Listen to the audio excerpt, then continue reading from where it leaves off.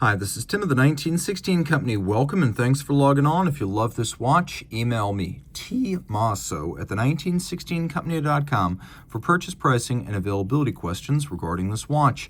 Today we're discussing a variant launched in 2020 that is the latest embodiment of a long-running series of complications that have the same basic function. The original Jaeger-LeCoultre Geographic debuted in 1989, and this is the Master Control Geographic, the variant you see here, launched in 2020. In red gold, it is 40 millimeters in diameter, 11.1 millimeters thick, and from lug tip to lug tip 47.3 millimeters with a 20 millimeter spacing in between the lugs. On my wrist, which is 16 centimeters in circumference, it wears quite nicely, comfortable. Keep in mind the strap is very stiff. It's not broken in, so I'm pulling it tight.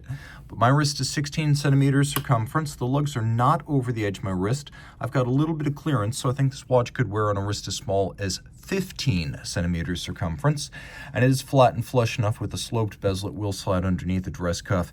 Even from over the top, pulling the strap tight, this is an angle that exaggerates the width of the lug, so you can see they're still solidly inboard the edge of my wrist.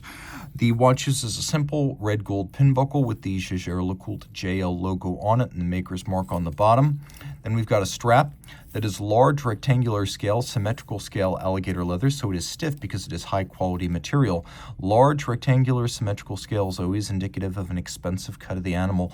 Dark blue, we can see a monotone stitch, a folded edge calfskin on the bottom. Brand new Jaeger-LeCoultre factory strap, no crimping, no gouging. It uses pull-tab spring bars, as many straps do these days, so you can pop this off by retracting the spring bar with your nail, and you can clean between the lugs or swap straps. The case is simple. The Master cases and the Master ultra-thin cases have become a lot more graceful since the 2000s. They started out fairly brutalist. Now we have these lovely tapered lugs. You can see there's an expanding soft bevel on the edge of the lug, polish on the top, longitudinal satin on the flanks, polish between the lugs at 6 and 12 o'clock. The bezel is stepped in from the case band. It has a little vertical upshoot and then a conical profile, and that's all polished, but these little degrees of recess make the watch look thinner even than it is. We have a little pusher adjuster that is exclusively for the radial date.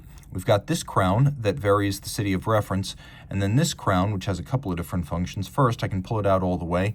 Now I've activated hacking seconds, and I can adjust both time zones in sync. They're both in 12-hour format, but the local one, the big one at center, is where I am now, and it drives the date. The smaller one down at the bottom is where I am not. That's called my reference time. And it has this little 24-hour indicator next to it, so you know whether the reference time is, for example, day or night. So you can see right there, because the little red index is now pointing to the silver side of the circle, that this is going to be 7 a.m. on the reference time. Now, if you wish to set the reference time independently without driving it using the complication, you can use the intermediate position of the crown to drive it independently. You can't set the minutes independently, but you can set the hours.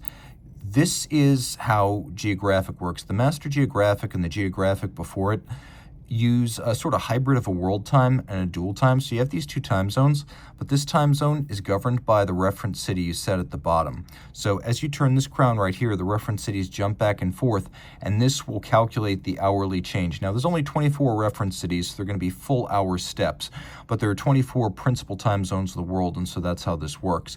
If you look at these little extensions, you can see Anchorage and Los Angeles have a little extension next to them, but Honolulu doesn't. That's because these are cities that use summer and winter time, so there's going to be two different positions based on what time of the year it is. The dial is silver white. It's dished outboard. You can see it has a sloped sort of rehaut for the reading of minutes and seconds. We have faceted rose gold hour indices as well as tri-Arabic numerals 9, 12, and 3. There is a little bit of luminescence. I'll show you that now. And the Dauphine hands at center for the hours and minutes. You can see they're half brushed for better contrast. We have a power reserve indicator. As you wind the watch, you'll see that traverse towards fully wound. The power reserve is 70 hours. The watch does automatically wind itself, but if you wish to watch the power reserve operate or you just want to top it off, you can also wind it independently.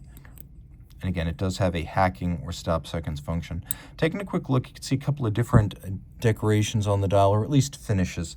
The most notable is the use of a sunburst graining on the rejo as well as the primary center dial. Turning it all over, you can see caliber 939, unidirectional automatic winding with ceramic bearings. Fun fact, unidirectional is used because it has been found in practice to wind more efficiently. On a winder, winding back and forth, there's no difference between bidirectional and unidirectional, but it has been tested empirically, and unidirectional works better in the real world. The ceramic bearings improve the efficiency, reduce the maintenance requirements. It's a 4 hertz beat rate, a 34 joule movement. It has a 70-hour power reserve, a power reserve indicator, the dual time functionality, the hacking seconds, and you can see it has a free sprung balance for durability as well as precise setting. A free sprung balance uses these little screws on the balance rim. They move in and out in pairs to change the polar moment or turning force of the balance. So the adjustments are done with those screws. It's a very precise system, but it's one that also can't be changed by shock. If you have a mobile stud index that moves back and forth, a shock can permanently move that and change the timing of your watch, whereas here, only moving the screws can do that. You can see JLC's long-time use of KIF shock protection rather than Inca block is an evidence. The finishing is mostly mechanical, but it's handsome, and the screws are genuine fire-blued screws. You can see that this watch is water-resistant down to 50 meters, which is more than a standard dress watch, but it's still not swimmable, not without a screw-down crown. Then you can also see Master 1000 hours control. For over 41 days, this watch is a fully assembled watch, is tested for chronometry in 6 positions, winding efficiency, power reserve, water resistance, and overall durability. So the Master 1000 hours control, a test of the fully cased up watch, is a more comprehensive test of a watch than, for example, the COSC test, which is for 2 weeks of a bare movement. If you love this watch, reach out to Team Mosso at the 1916company.com for purchase and pricing details.